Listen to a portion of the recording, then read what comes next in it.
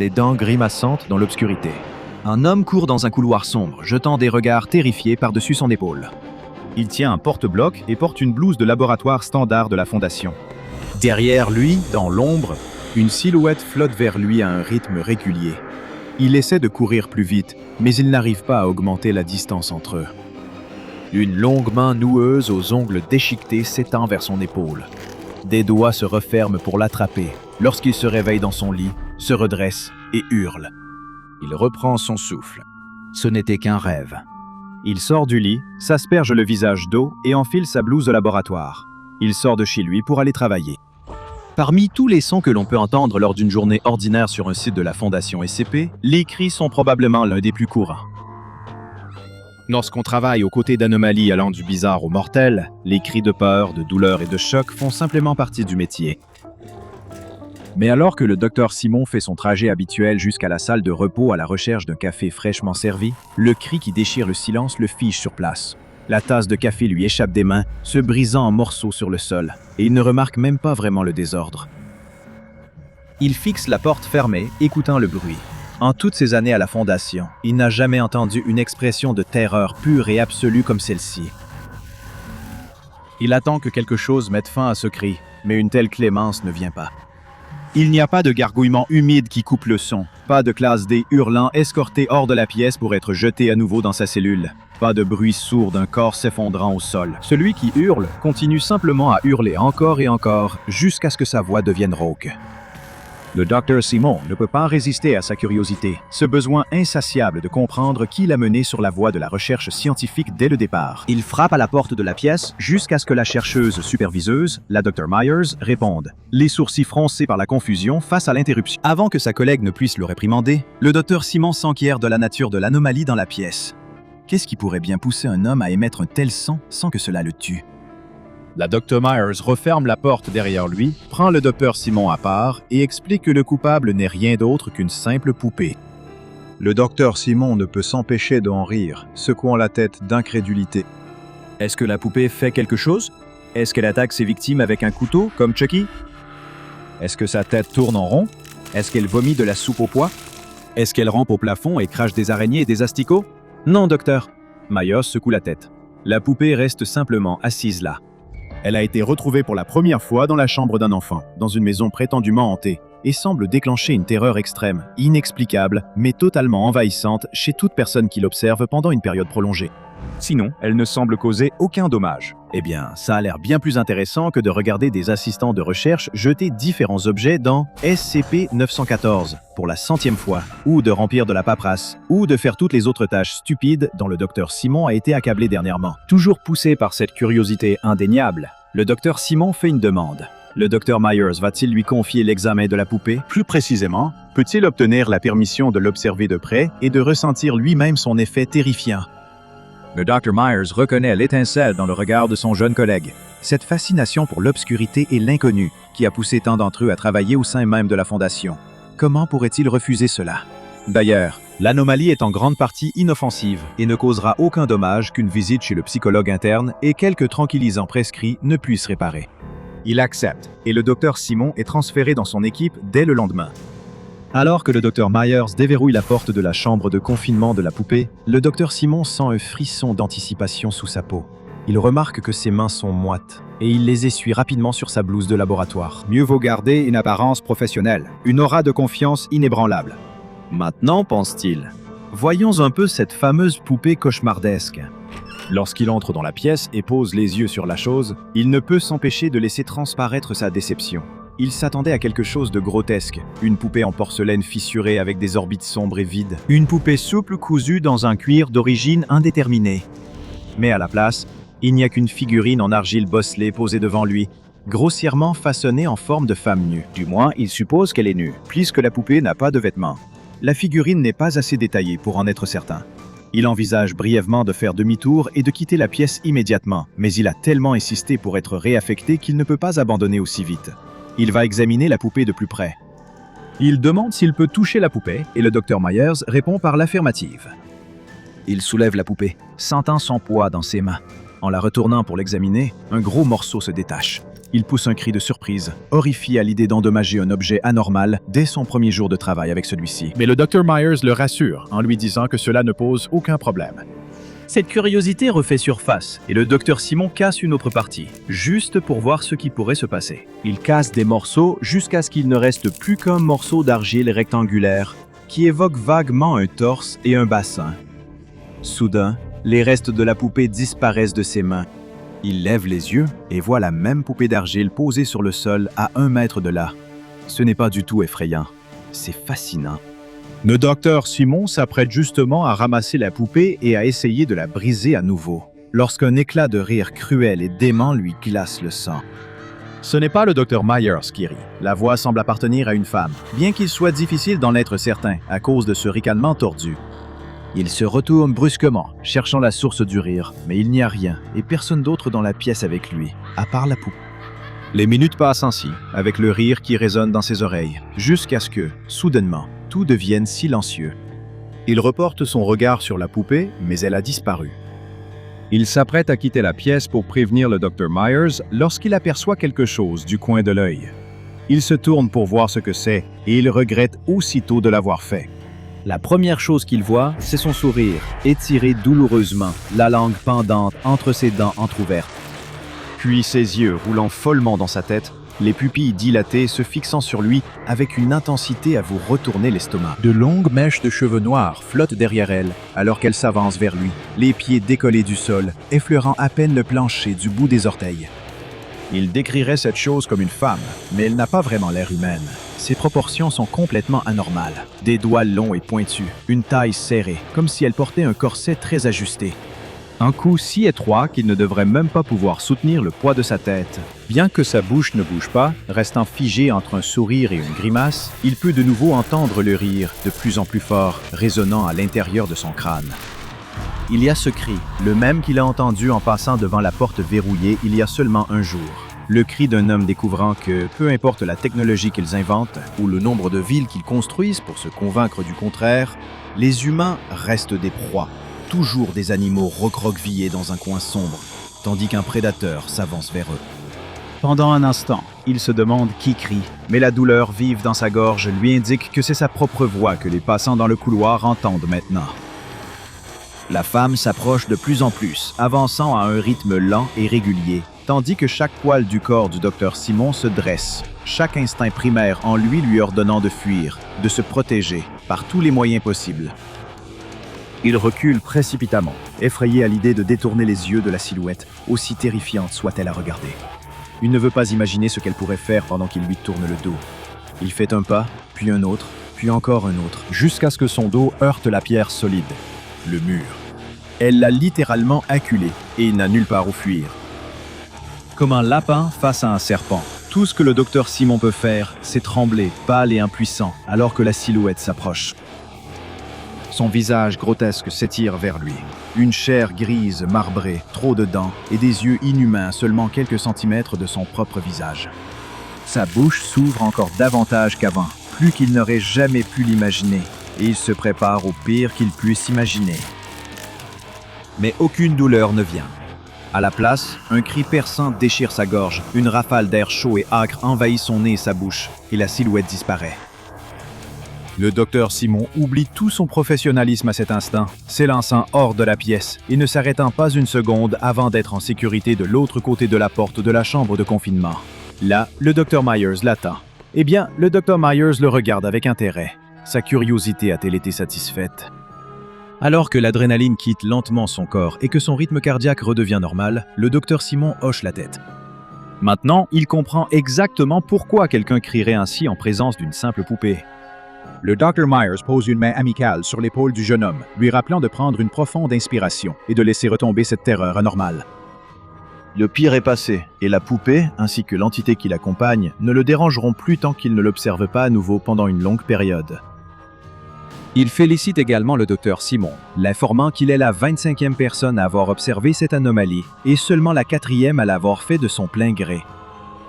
Alors le docteur Simon se félicite, remercie le docteur Myers pour l'occasion et retourne à son bureau. Un peu de paperasse abrutissante est la bienvenue après autant d'excitation. Quelques heures passent et le docteur Simon commence à s'assoupir. Que ce soit la chute qui suit un tel pic d'adrénaline ou simplement la lassitude qui s'installe la plupart des après-midi en semaine, il en connaît le remède. Une autre tasse de café. Sa tasse préférée s'est cassée la veille, mais heureusement, il y a plein d'autres tasses dans la salle de repos. Il se sert d'une tasse en forme de hibou et il est ravi de voir que le docteur Savoya a préparé du café frais. Il se verse une tasse et engage la conversation avec les autres chercheurs présents dans la pièce, Racontant l'histoire de sa rencontre avec la poupée, prenant un moment pour rire de lui-même en se souvenant à quel point il avait été incroyablement effrayé. Les autres compatissent, partageant des histoires de leurs rencontres les plus éprouvantes au travail, qui, finalement, se sont révélées parfaitement anodines. La docteure Soboya est en train de raconter une anecdote sur son premier jour de travail, où elle s'est retrouvée affectée à SCP-173 et était tellement terrifiée à l'idée de cligner des yeux qu'elle transportait des gouttes pour les yeux afin d'éviter qu'ils ne s'assèchent, lorsque les yeux du docteur Simon s'écarquillent soudainement. Elle lui demande ce qui ne va pas, mais tout ce qu'il fait en réponse, c'est de reculer brusquement et de pousser un cri guttural, presque animal, laissant tomber sa nouvelle tasse de café dans la foulée. Les autres chercheurs l'entourent, essayant de vérifier s'il souffre d'un quelconque problème physique. Pendant ce temps, il bredouille et balbutie dans un langage incohérent, totalement paniqué, répétant qu'elle l'a suivi, qu'elle est ici, qu'elle vient droit vers lui. Alors qu'ils insistent davantage, le docteur Savoya parvient à rassembler suffisamment d'éléments pour tirer une conclusion. Il affirme voir une manifestation de la même entité qu'il a rencontrée plus tôt, flottant dans le couloir à sa poursuite. C'est impossible, insiste-t-elle. L'entité est incapable de briser le confinement. Il doit encore ressentir une détresse psychologique résiduelle à la suite de sa rencontre. Ils vont l'escorter jusqu'à son bureau et lui administrer un léger sédatif pour calmer ses nerfs. Et il se rendra compte qu'il n'est pas en danger. Mais avant que les chercheurs ne puissent dire un mot de plus, ils s'effondrent tous soudainement au sol, le sol de la salle de repos jonché de leur corps inerte et inconscient. Après un laps de temps indéterminé, la docteure Savoya se réveille avec un mal de tête atroce, une vague de nausées et l'impression qu'elle rêvait de quelque chose d'horrible, mais elle ne se souvient plus de quoi il s'agissait. Elle reprend rapidement ses esprits et secoue doucement ses collègues pour les réveiller. Un par un, ils reprennent conscience, à une exception près. Quoi qu'il fasse, personne n'arrive à réveiller le docteur Simon. Il est transféré au service médical pour observation, où il reste dans le coma pendant 3 jours avant de décéder mystérieusement. Bien que sa mort ne puisse pas être directement attribuée à son observation de la poupée, le Dr Myers a ses soupçons. Il est particulièrement troublé par l'idée que l'entité ait d'une manière ou d'une autre brisé le confinement. Il demande le reclassement de l'entité, SCP-136, en classe Keter, mais la demande est refusée, la hiérarchie évoquant la possibilité d'une attaque psychique par une autre anomalie présente dans la même installation. Les années passent et le Dr Myers finit par chasser l'incident de son esprit. Puis un jour, une nouvelle série d'expérimentations avec le SCP-136 est ordonnée. Une poignée de sujets de classe D sont poussés dans la pièce, et le Dr Myers reste à l'extérieur pour superviser et s'assurer qu'aucun d'eux ne sorte avant d'y être autorisé. Comme prévu, le son de leurs cris retentit environ 20 minutes plus tard. Lorsque l'expérience se termine, donnant les résultats habituels, les gardes retirent les sujets de la pièce avec l'aide du Dr Myers. Il est en train de tirer un homme vers la porte par le coude quand tout devient noir. Le Dr Myers est réveillé par la vive douleur d'une gifle sur le visage et par un garde inquiet qui lui dit qu'il s'est effondré sans raison apparente. Quant aux 3 sujets de classe D utilisés dans l'expérience, ils sont restés dans le coma et sont morts quelques jours plus tard. Les souvenirs du Dr Simon lui reviennent en mémoire et le Dr Myers contacte à nouveau ses superviseurs. Cette fois, il demande une reclassification et une réévaluation une fois de plus. Sa demande lui revient sur son bureau, estampillé du même mot décourageant. Refusé. Encore et encore, le cycle se répète. SCP-136 étend son influence au-delà de sa zone de confinement, laissant ses victimes dans le coma avant qu'elles ne meurent. Ceux qui sont temporairement assommés par son influence subissent des terreurs nocturnes violentes pendant des mois après l'incident, comme si les blessures d'une attaque psychique avaient laissé des cicatrices dans leur esprit. La portée de l'entité semble s'étendre et sa puissance grandir. Un jour, alors qu'il effectuait à contre-cœur un nouveau test avec SCP-136, le membre du personnel de classe D présent dans la pièce disparaît complètement. Aucune trace de lui ne peut être trouvée nulle part dans les environs. Cette escalade sans précédent est la goutte d'eau qui fait déborder le vase. Et le Dr Myers rédige une lettre de supplication passionnée. Reclassez SCP-136 en classe Keter et permettez-lui de trouver un moyen de l'éliminer définitivement avant qu'il ne blesse ou tue d'autres de ses chercheurs. Le Conseil O5 lui-même refuse officiellement sa demande.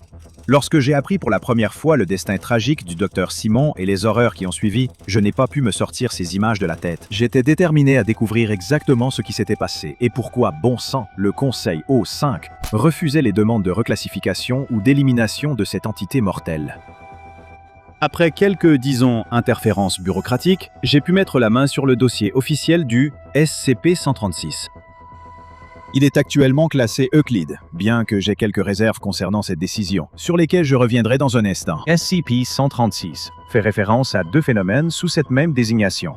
SCP-136-1 et SCP-136-2. SCP-136-1 est une poupée à l'apparence variable, bien qu'elle se manifeste généralement sous la forme d'une silhouette féminine faite de tissu, de bois, de métal ou d'argile. Actuellement, la Fondation n'a pas été en mesure de mesurer quoi que ce soit d'inhabituel concernant la poupée elle-même sur un plan empirique.